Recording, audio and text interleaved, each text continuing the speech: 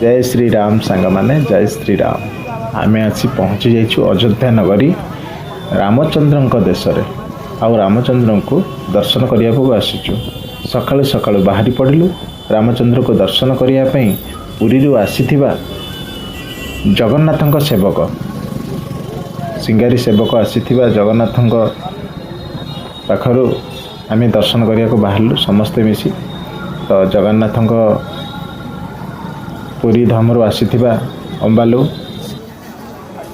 आउ लड्डू ये सब महाप्रभु को अर्पण करा जिवो। आमे आसी पहुँचला पर वर्षा बहुत जोर आरंभ है। आम ये बसीचु तो बसला पर बहुत जोर भी वर्षा होउछि। दर्शन करने को केमिति जीवु कौन करूँ से विषय आलोचना थाए।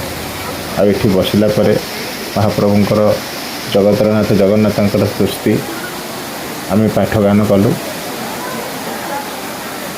तो से वर्षा जो आम तो दर्शन करूँ ना से बसी रही बहुत समय बसी रहा पर ये जो प्रथम गेट टी प्रथम द्वारटी आपण मैंने देखुं प्रभु रामचंद्र को दर्शन करने ये द्वारटी तेणुक आपण मैंने भी जी के आसती ये पट देकी ही आप प्रवेश करेंगे।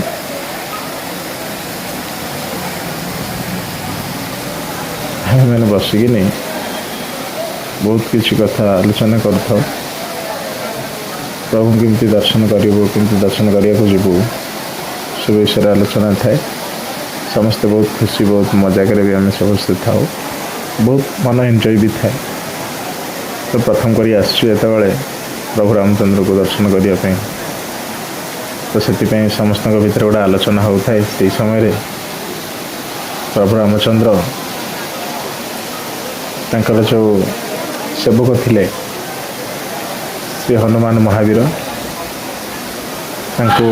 आम जी समय से जगह पर बसिलु श्री महावीर से आसिक बसिले विषय बहुत आम आलोचना भी कलु बहुत कथबार्ता है।